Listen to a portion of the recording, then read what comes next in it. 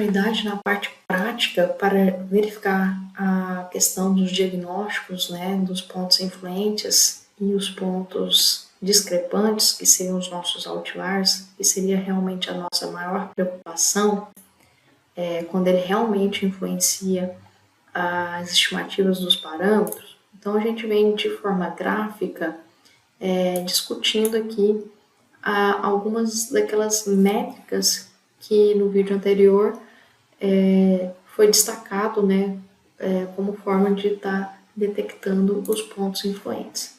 Então, o primeiro gráfico, ele traz a distância de Cook.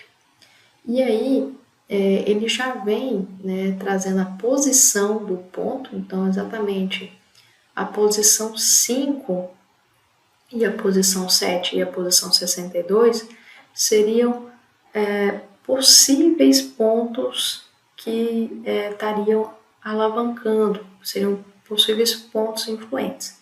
Porém, nós vamos fazer uma parte mais avançada, trazendo os limites, baseados em alguns critérios na literatura, que apontam o valor, né, crítico, aonde esses valores não poderiam estar passando, e se passar, eles realmente seriam classificados como influente ou outlier.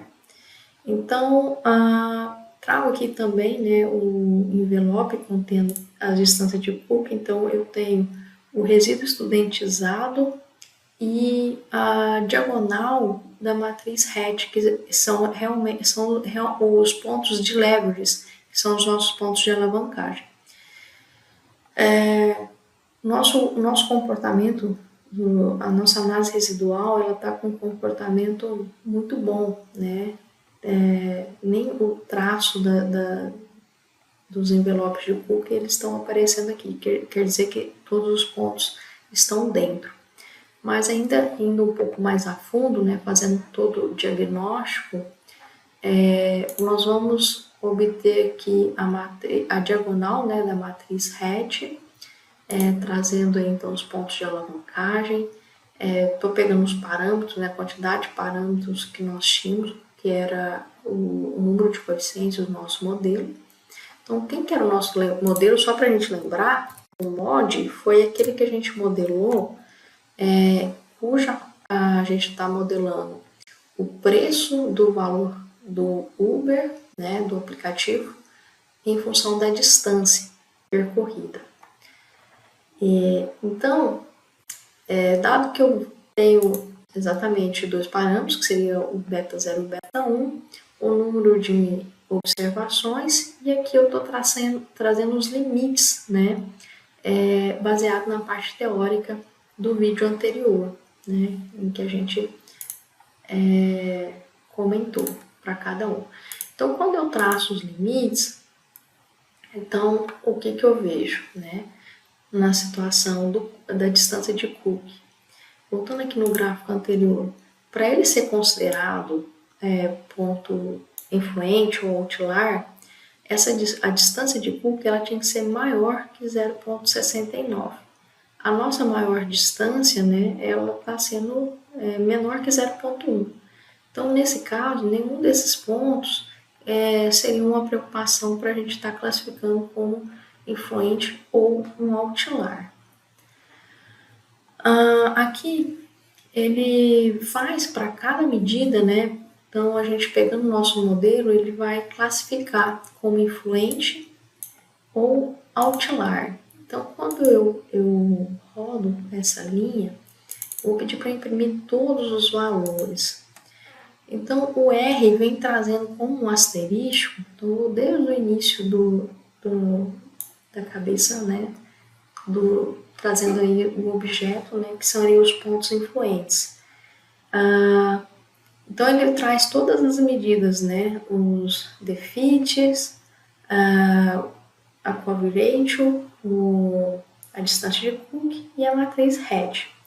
Os pontos que ela considera influente, o R vai trazendo como asterisco. Se tivesse outlier, ele faria outra matriz, outra coluna, né, informando se esse ponto seria outlier. Nesse caso aqui, nós estamos tendo apenas pontos influentes. Os pontos influentes, eles não são tão preocupantes. Trazendo um summary, né, dessas informações, veja que dentre as medidas, né, que o R traz como pontos influentes,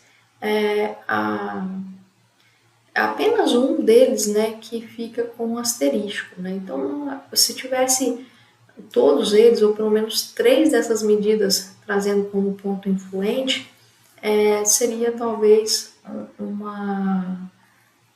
teríamos que indagar um pouco mais nessa observação, verificar se ela realmente existiu, se não foi um erro do banco de dados.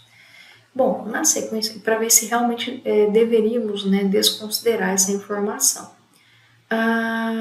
Fazendo aqui um pouco mais na parte de gráfica, né, então plotando o nosso conjunto, os nossos resíduos, a gente percebe uma certa aleatorização.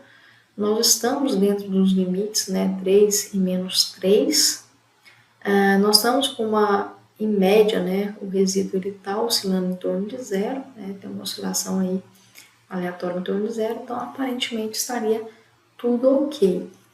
Nós vamos plotar, então fazendo um gráfico completo, né, plotando os limites, né, que teriam que estar nos resíduos estudentizados e o limite para a gente estar classificando como influente, baseado na nossa matriz RET, que seria os nossos pontos de alavancagem, que seria a diagonal dessa matriz. Então, eu trago aqui os pontos. Então, de acordo com a parte teórica que a gente conversou, os pontos que estariam entre 3 e menos 3, eles estariam dentro do padrão. Acima dessa linha vermelha, eles seriam classificados como outlier, né? E pontos aqui dentro, eles seriam influentes. Eles também influenciam, de certa forma, o modelo, mas não tão grave como o outlier. Então, pontos aqui, né, nessa região, abaixo de menos 3 e acima de 0,075, né, exatamente a metade aqui, essa região seria problemática, assim como essa. Aqui dentro seria apenas os pontos influentes. O R também traz já programado esse mesmo gráfico, mas trazendo, né, de forma proporcional aqueles pontos que teriam uma distância de Cook um pouco maior, né, em termos da formação aqui, do círculo. Então, o ponto 5, 7, 62 seriam os pontos mais influentes. O R já traz como padrão o limite de menos 2 e 2, né? Alguns autores, eles são mais conservadores nessas linhas dos limites críticos, né? Então, fica a critério do pesquisador, né, adotar, mas em geral não pode ser maior do que 3 e menor do que menos 3, né? Então, os limites na literatura, o máximo que vai de 3 a menos 3. Então, o R trazendo aqui de menos 2 a 2, né? O critério para também estar determinando os pontos de alavancagem. Então, também não seria motivo, né, para a gente estar descartando o modelo em termos de pontos outlier ou influentes. O que acontece, né? Se a gente removesse todos os pontos, né, começássemos a preocupar e tentar remover, de forma iterativa, olha, influente, vamos tentar remover e vamos modelar de novo, né? Você ia começar a remover todos os pontos de forma iterativa e ao final, possivelmente você não teria conjunto de dados para estar modelando, né? Então a gente tem que manter também uma certa parcimônia. Lógico que os outliers, eles são pontos que influenciam, então a gente tem que estar dando uma olhada mais a fundo, né, o motivo pelo qual ele está ocorrendo, ou trocar de modelo, se for o caso. Aqui tem um modelo, um pacote extra, né, de análise residual que dentro da biblioteca LeveLMA, que ela traz aqui já alguns diagnósticos de forma bem sucinta, né? Então, por exemplo, ele está pesquisando de forma geral, né? Então, as pressuposições elas foram aceitas, né? A questão da normalidade, então ele está testando simetria e kurtose, então também tem, né, de acordo com a hipótese, então teriam tanto simetria quanto kurtose, teria homogeneidade, né, de variância, então de certa forma todas as pressuposições elas estariam sendo satisfeitas.